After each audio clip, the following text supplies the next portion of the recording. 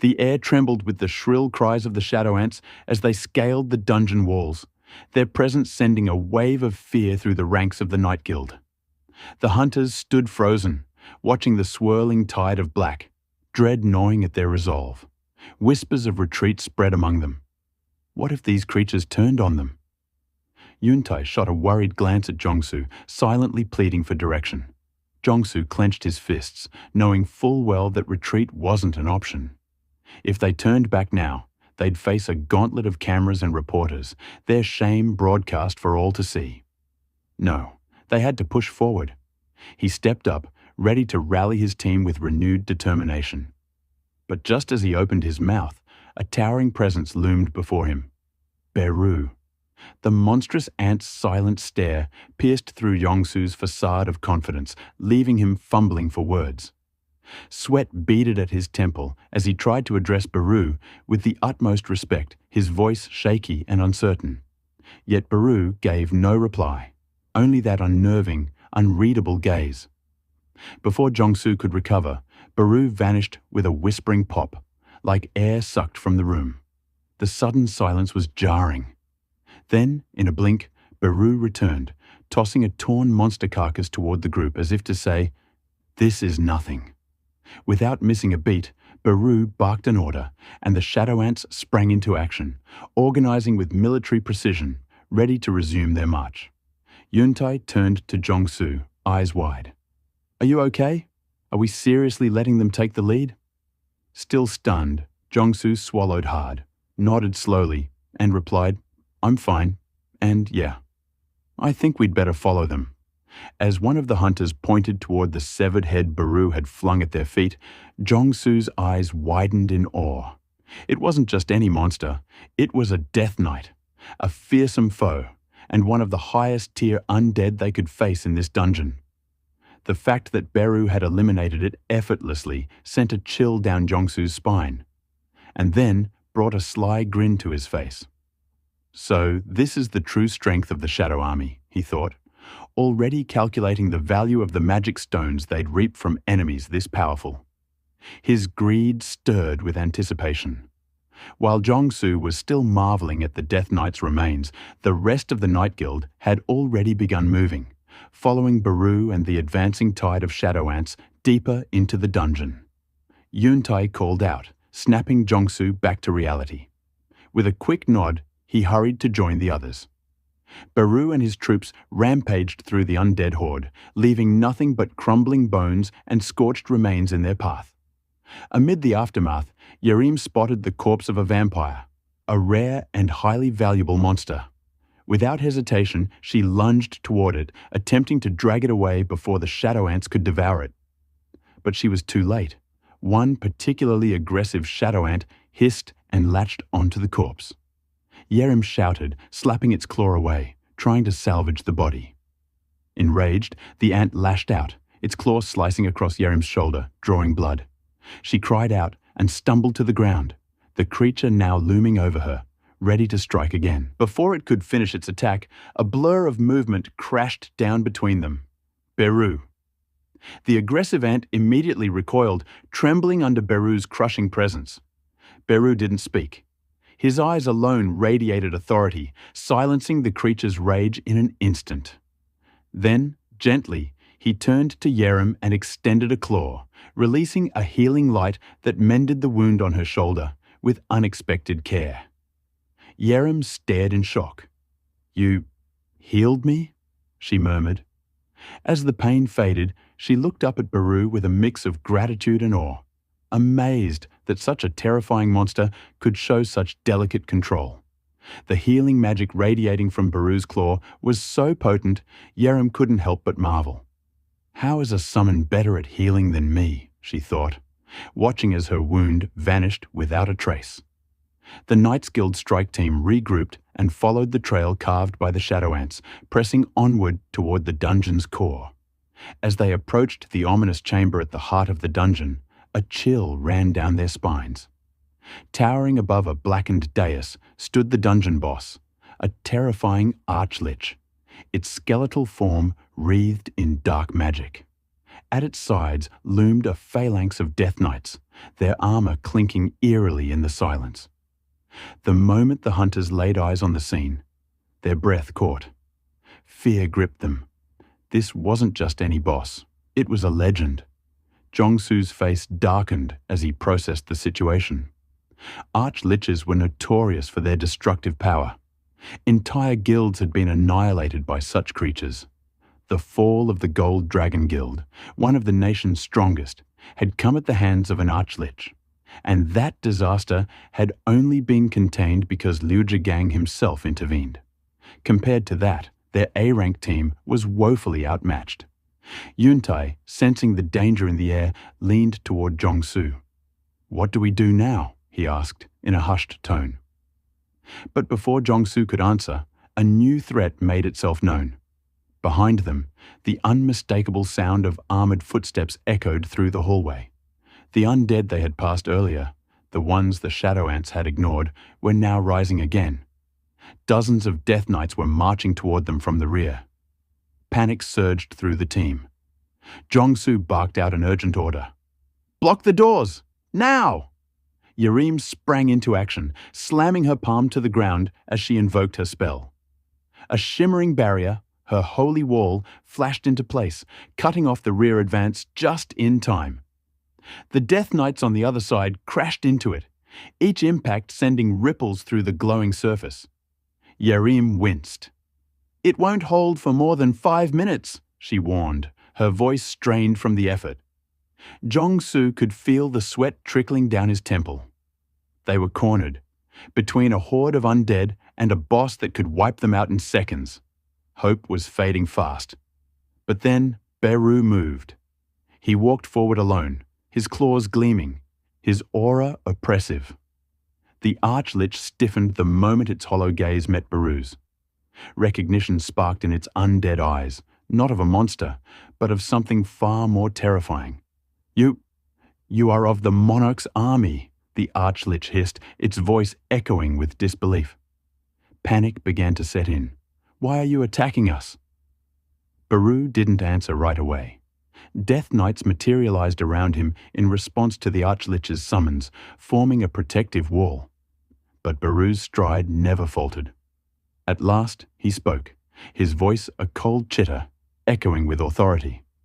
"We were chosen by the king. You were not." The Arch-lich recoiled, indignation rising. "I demand to speak with the king." But it never finished.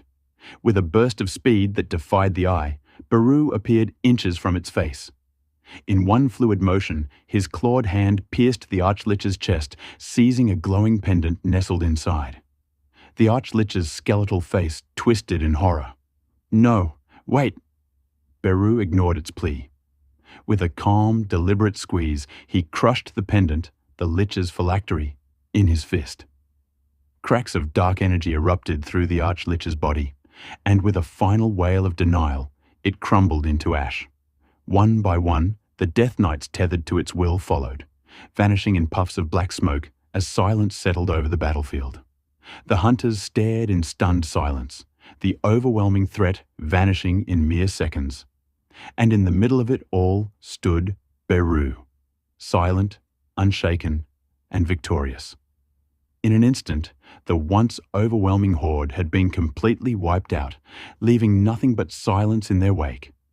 The battlefield, moments ago teeming with the undead, now stood eerily empty. The hunters of the Night Guild stared in stunned disbelief, their weapons lowered, their expressions frozen in awe. None of them had imagined they would witness such sheer power. Beru had ended the Arch-lich with a single, devastating blow, and the rest of the Death Knights had crumbled into dust the moment their master fell. Jong-su stood in silence, his mind racing to comprehend what had just happened. He had known Beru was powerful, but this level of domination, it exceeded all expectations. Yuntai, glancing around at the remains of the battle, finally broke the silence with a mix of amazement and humor. With a monster like Beru around, does Hunter Sung even need to step into a dungeon himself? Jong-su chuckled, shaking his head. I doubt he could control all of them at once. His mana would burn out before long. But even half of that army... That's more firepower than most major guilds combined. Yuntai nodded, then leaned in slightly, voice lowering with excitement. We can't waste time. We should try to bring him into the Night Guild. Jong-su immediately corrected him. Not bring him in. Form an alliance. He's not someone you recruit. He's someone you partner with. The idea lit a spark in his eyes. A formal alliance between the most powerful hunter alive and the Night Guild, one of Korea's top 5, was a strategic dream. The potential of such a partnership thrilled him. Yuntai raised an eyebrow. Would he even need us, though? We just watched him clear a dungeon like it was nothing. Jong-su didn't falter. He may have the power, but the rules still apply. You need a minimum number of hunters to enter a raid. No exceptions, not even for him. That's where we come in. Yuntai slowly nodded, realizing the brilliance of it. They could offer him the numbers required by the system, and in return, gain the strength of the Shadow Monarch's army. It would be a mutually beneficial arrangement. Jong-su grinned, confident. It's not riding his coattails. It's called smart networking. Yuntai smirked. Right, just good connections. As they laughed and discussed their next steps, the chaos outside the dungeon was growing. News of the incident had drawn a large crowd to the nearby school. Parents, students, and onlookers filled the area, some shouting in fear, others trying to push through the cordons for answers. Panic buzzed in the air as people tried to make sense of the situation. The police and the Hunters Association were working tirelessly to contain the swelling crowd outside the school. Panic and confusion buzzed in the air as concerned families and bystanders pressed forward, desperate for news. Officers shouted to maintain order, but it was a losing battle until a path was suddenly cleared. A commanding voice called out, making way for Hunter Sung Jinwoo. Without a word, Jinwoo moved through the corridor of people and entered a waiting car. Inside, President Go Haesuk sat beside him, his expression somber. As the vehicle pulled away, President Go began to speak. He updated Jinwoo on the situation. 213 students had successfully escaped the building, and another 10 had been rescued. Tragically, the rest had perished in the attack. His voice heavy, President Go admitted that this devastating result might have been preventable, a grim thought that weighed on them both. He then handed Jinwoo a tablet displaying disturbing data. There had been a sharp increase in gate appearances in Seoul over the past 6 months. But it wasn't just a local phenomenon. The same trend was being reported globally. With this surge came another shift. More people were awakening as hunters. It was as if the world itself was striving for equilibrium, balancing the influx of gates with those capable of closing them. Jinwoo sat in silence, absorbing the implications. Change was coming, not just to Korea, but to the entire world. President Go then shifted the conversation to the matter at hand. Several nations, Japan, the United States, China, Russia, and more, had all formally requested meetings with Jinwoo. Some had even reached out through unofficial channels, trying to bypass protocol. So far, the association had protected his identity and contact details. But whether to meet these global representatives or remain in Korea was Jinwoo's decision alone. Still, President Go didn't hide his concern.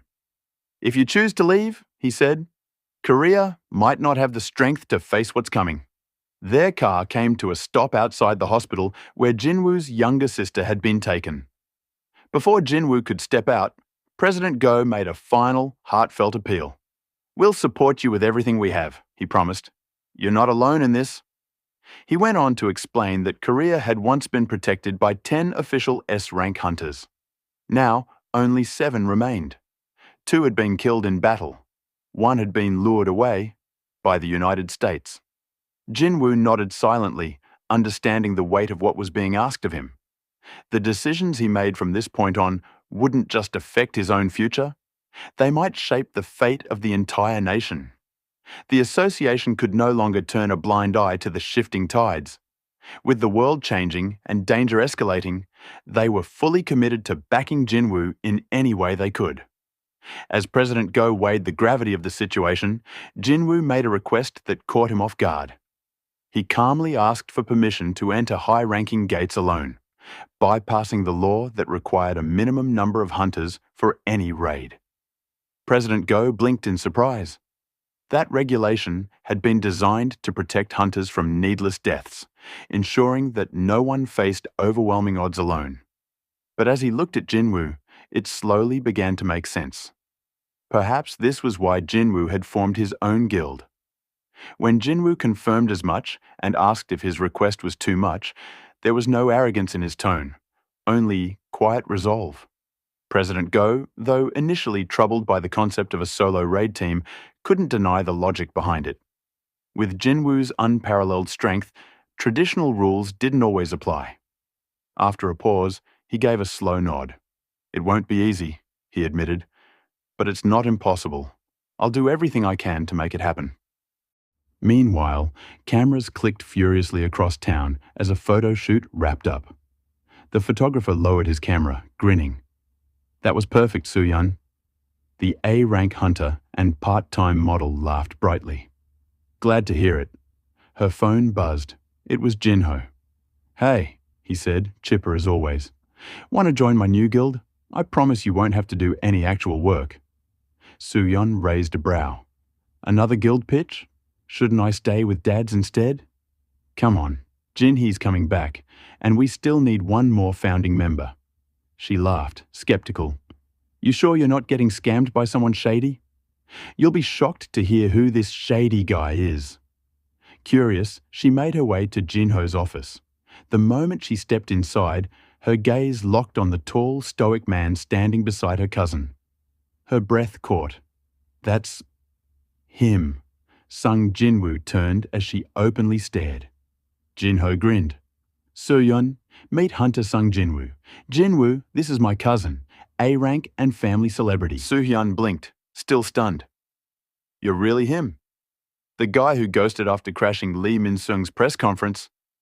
Jinho chuckled. "You're the real star here." But Soo-yeon couldn't hide her excitement. Jinwoo watched quietly. Considering the family dynamic, Jinho, a D-rank, Soo-yeon, an A-rank. He wondered if awakenings were partially hereditary. His father had been a hunter too. He turned to Soo-yeon. "Did Jinho tell you everything?" She nodded. "About needing a founding member?" "Yeah." Jinwoo looked her in the eye. "Joining us will cause a stir. You sure you're okay with that?" Soo-yeon smirked. "Anything's better than ending up stuck with Jin-sung." Jinwoo tilted his head. "Jin-sung?" Jinho coughed awkwardly. "My older brother. Let's just say he's not well liked. Already famous for being difficult," Soo-hyun added dryly. As Jinwoo pondered that, Soo-hyun took a tentative step closer. "Would it be weird," she asked, holding up her phone, "if I asked for a selfie?" Jinwoo blinked in surprise, but nodded. The moment she posted the photo, it exploded online. Fans, hunters, and even celebrities buzzing with excitement. Somewhere across the city, Cha Hai-in paused mid-scroll, eyes narrowing on the image. "So, he's finally showing his face again." When Cha Hai-in saw the viral post, an uneasy feeling stirred within her. A tight ache settled in her chest, an emotion she couldn't name, yet couldn't ignore. Her fingers trembled slightly as she stared at the photo of Soo-yeon smiling beside Jinwoo. Jealousy? Regret? It was hard to say. But deep down, she knew. Her feelings for him were far more complicated than she let on.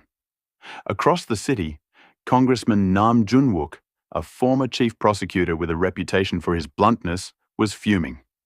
"Recognizing summoned creatures as official members of strike squads?" he barked. "This is absurd."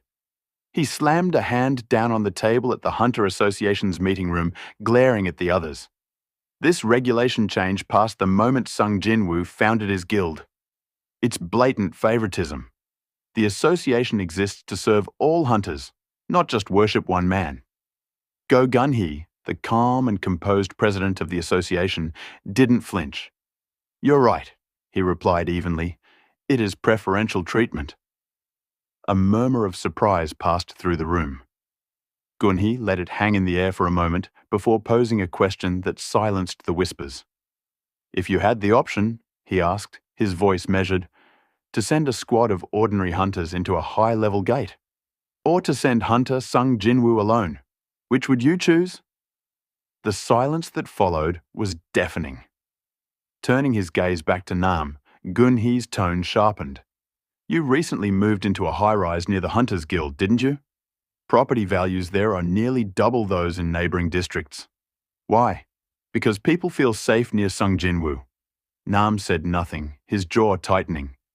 Guilds from all over the world are trying to recruit him, Gunhee continued. Japan, America, even Russia. If we keep tying his hands, do you really believe he'll stay in Korea out of goodwill alone? He let that sink in, then delivered the final blow. Don't make the same mistake we made with Hwang Dong-soo. If another S-rank gate opens here, who do you expect to save your lives? Meanwhile, Jinwoo stood before an A-rank gate, Jinho's first real taste of high-level raiding. The massive arch pulsed with ominous energy, towering so high that Jinho craned his neck just to see the top. Hard to believe, isn't it? Jinwoo said, amused. You should have seen the one at Gwangali Beach. Jinho gave a nervous laugh. Yeah, I think I would have fainted. On the other side of the police line, a swarm of reporters closed in, their cameras flashing as they called out questions. Hunter Sung, what can you tell us about Arjin Guild's first raid? Is it true your guildmate Soo-hyun is your... Jinwoo sighed as the questions kept coming, none of them about the dungeon itself. He caught sight of Chief Woo Jincheol standing nearby and immediately turned toward him.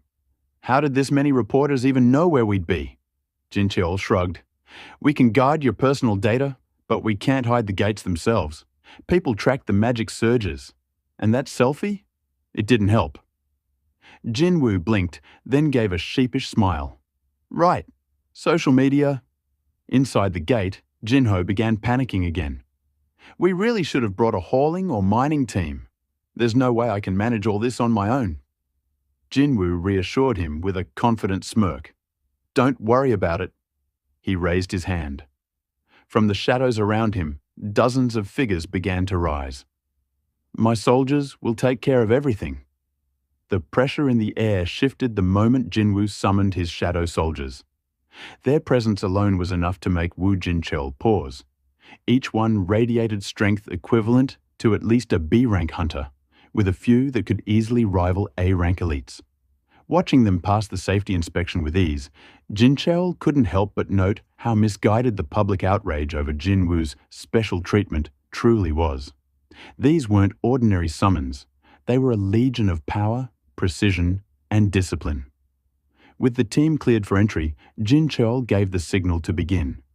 But just as they were about to step into the gate, he surprised everyone by slipping off his coat.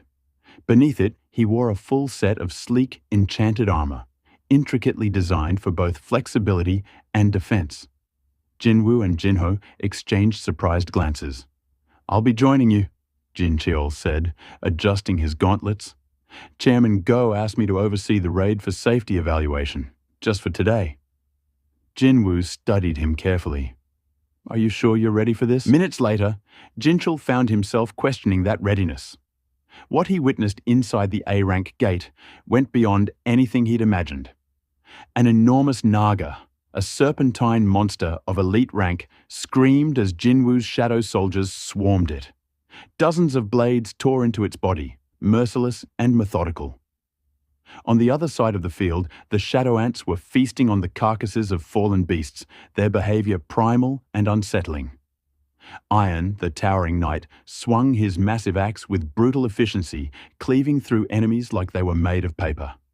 Another beast-like soldier, Tank, lunged forward, his massive claws ripping monsters apart in seconds.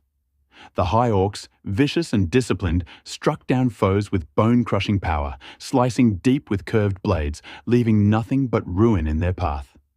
Sweat rolled down Jincheol's face. These weren't just summons. They were a nightmare army. Even the most experienced hunters he knew would hesitate to face foes like this. Yet Jinwoo's shadows moved with coordinated precision. And worse, they didn't stay down. Every fallen soldier rose again, regenerated and ready to continue the slaughter. They were relentless. Then, Igris stepped into view. He stood out even among the elites, wielding the demon monarch's sword with deadly elegance. Every swing of his blade unleashed bolts of lightning, crackling with fused fire and water magic. The sheer force of his attacks shattered enemies instantly, his movements faster than the eye could follow. Jinchol, a former hunter himself, stared in disbelief. Could I even survive one exchange with that? He wondered. Is he stronger than an A rank? As the slaughter continued, Jinwu's voice rang out. That's enough. The shadow ants stopped mid-bite, still gnawing at monster corpses. Jinwu frowned, irritation flashing across his face. He marched toward the nearest ant and gave it a firm kick. Don't waste the corpses, he said coldly. They're valuable. He redirected the army's focus, ordering the others to begin mining mana crystals from the dungeon walls. Efficiency was key, and Jinwu ensured every part of the raid served a purpose. Jinchol stood frozen, still absorbing everything. Now he understood why Chairman Go had insisted he come. Jinwu wasn't just capable of clearing an A-rank dungeon. He could do it alone, retrieve the bodies, extract the resources, and leave with everything of value, all without a single other hunter lifting a finger. Just then, the dungeon boss appeared, a towering monster clad in sea-worn armor, wielding twin tridents. Its presence was suffocating, the air vibrating with menace as it advanced toward Jinwu and Jinchol. Unfazed, Jinwu raised his hand calmly. To those still working, stay, he said. The rest of you, you're dismissed. And just like that, the battlefield fell still. Only those needed for the final fight remained. As most of the shadows vanished into the darkness from which they came, Chief Wu Jinchol remained behind, silently puzzled. Why would Jinwu send away his entire army when they could easily overwhelm the dungeon boss on their own? The decision didn't seem strategic, at least not at first glance, but Jinwu had his reasons. He knew that relying too heavily on his shadows might dull his edge. His power as a monarch was immense, but he didn't want it to make him complacent. I need to stay sharp, he reminded himself. There would come a day when he'd face an enemy even his shadows couldn't defeat, and when that day came, he would need to be at his absolute best. With a focused expression, Jinwu summoned the demon monarch's dagger.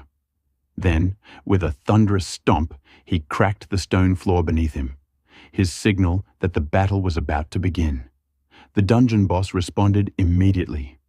A towering magic beast, it let out a guttural roar and swung both its tridents with a force that could flatten buildings. But its attack met only empty air. Jinwu had already moved, faster than sight, faster than thought. In a blur, he appeared before the creature. One clean, fluid motion later, the beast's head was cleaved in two. Its body collapsed in a heap, the echo of its fall reverberating through the chamber. A moment of silence followed. Then a familiar chime. A system notification flickered before Jinwu's eyes. Dungeon boss defeated. And then another. He had leveled up. Landing smoothly, Jinwu turned, only to be greeted by a cascade of pop-ups. The familiar melody of achievement alerts echoed in his mind. One after another, they poured in. He had reached level 101, and with it, a major breakthrough. Every one of his job-exclusive skills had advanced. Shadow extraction, shadow storage, monarch's domain, shadow exchange. Each had grown stronger. Jinwu's eyes widened as he read the details.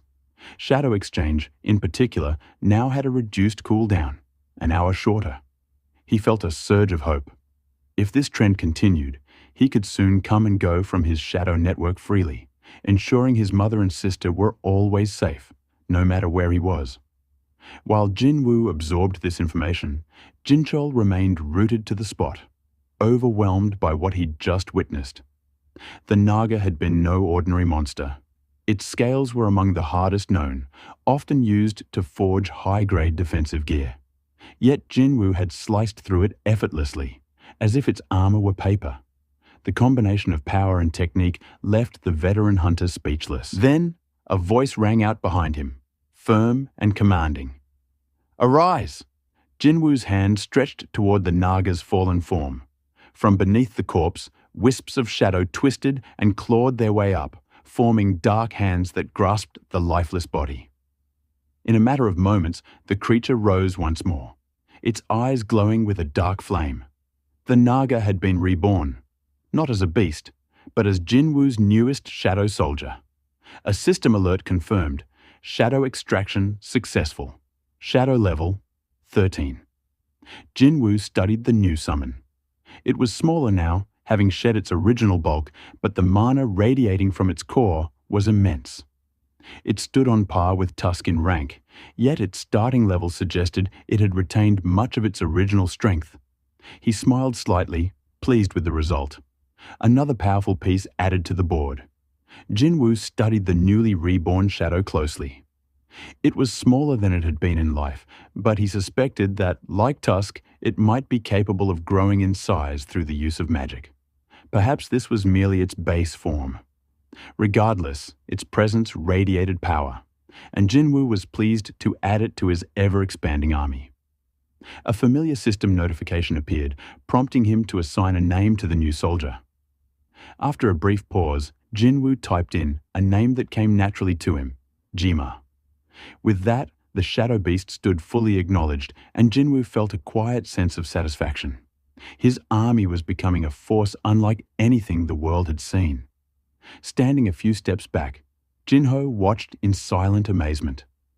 The fact that Jinwoo could subjugate such a powerful creature and bend it to his will left him speechless. To Jinho, Jinwoo had long since surpassed the realm of what a normal hunter could be. Still in awe, Jinho reminded him, "Hyung, maybe we should head out?" Jinwoo nodded, but cast one last glance at the massive Naga carcass still lying in the dungeon. It would be a waste to leave it behind. Just as he pondered what to do, a commotion erupted outside the gate. Reporters who had been camped near the dungeon perimeter were jolted by a deep rumble that shook the earth beneath them. Their jaws dropped as something titanic emerged from the shadows. A towering beast with a horned head and immense tusks. It was Tusk, Jinwoo's mighty summon, now shouldering the enormous Naga corpse like it weighed nothing. For a moment, panic swept through the crowd. But then, realization dawned. This was part of the Arjun Guild's raid. No, it was the raid. The fear gave way to wild excitement. Camera shutters clicked like machine guns as reporters scrambled to capture every second of the surreal scene. Jinho glanced at Jinwoo. "Hyung, I think we might have overdone it." Jinwoo gave a nonchalant shrug, watching the media frenzy with calm detachment. Attention was inevitable, especially now. This first raid had left a mark, and not just inside the dungeon. Off to the side, Chief Wu Jinchul stood silent. His face was pale, his eyes bloodshot, and his posture slumped. The sheer brutality and raw power he had witnessed still haunted him. Monsters devouring each other alive, shadow beasts regenerating mid-battle, Jinwoo carving through an A-rank boss like it was nothing. It had left a deeper scar than he wanted to admit.